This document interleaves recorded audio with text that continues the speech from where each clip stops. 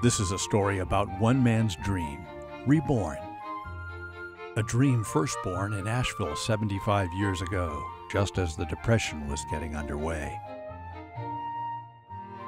A dream that flourished nonetheless, although not quite as originally foreseen. The dreamer was the visionary entrepreneur and builder E.W. Grove, whose stunning Grove Park Inn on nearby Sunset Mountain had already earned him notoriety. But his new vision, his new dream in downtown Asheville, was to be something else again.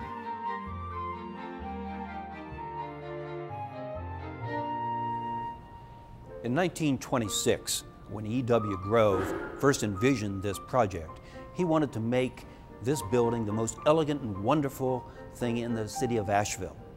He did, and indeed it became the most wonderful and elegant building in all of western North Carolina. He envisioned having this building go up to a height of 12 to 18 stories. Sadly, however, Grove did not live to see completion of his dream. His death and Depression economic realities caused the project to be scaled back. Only the base and 5 central stories were completed. Even so, the building was a success during its earliest years, home to a stimulating mix of shops, offices, and living spaces.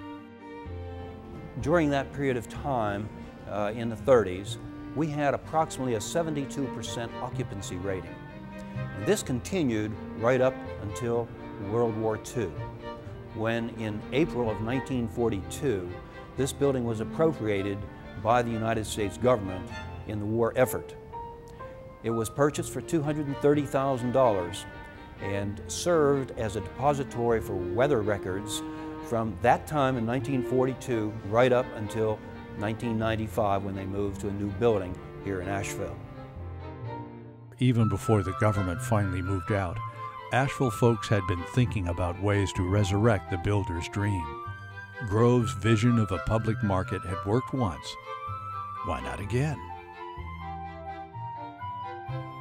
We went through several starts and stops, and it was very difficult, but we raised money, we were able to obtain grants. In 1997, Progress Energy came to the rescue. They provided a lot of expertise, a lot of guidance and assistance. If it weren't for them, it would have been a very difficult, if not an impossible task. The long struggle has paid off. A new era has begun for this striking neo-Gothic arcade. Perhaps one of the best examples of this style of architecture in our country. E.W. Grove's dream has been reborn, and in a most extraordinary way. The original tenants in this building were doctors and dentists and attorneys and other business people on the mezzanine floor. We also had retail shops which were on the first floor.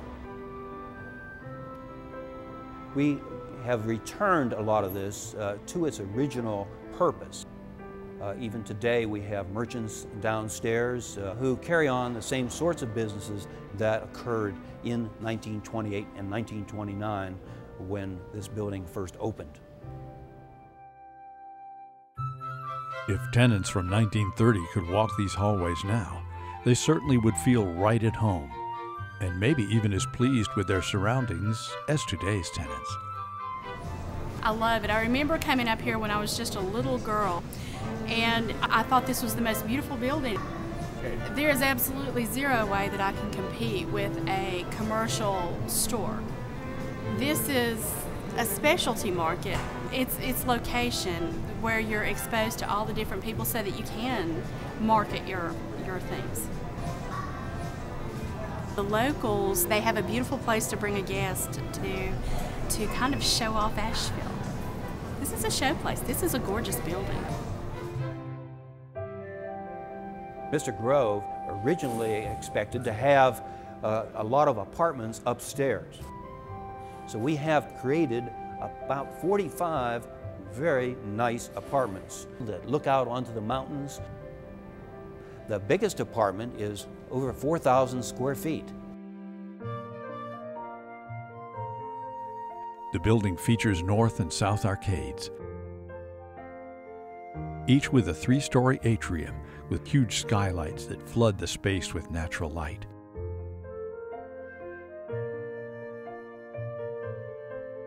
Terrazzo floors and vaulted ceilings create an elegant and inviting space. Wonderfully detailed iron railings and beautiful woodwork grace balconies and stairs.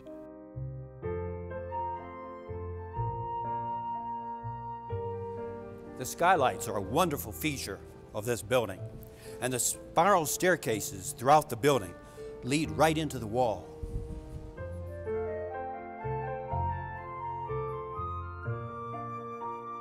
One casualty of government occupation was the light fixtures. Only a few originals remained. But craftspeople were able to recreate new old light fixtures to look exactly like those from 1928.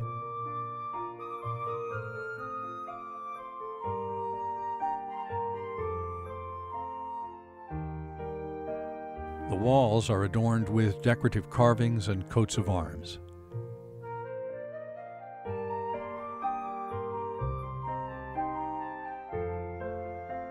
"50 gargoyles grin down at shoppers from their high perches around the interior space.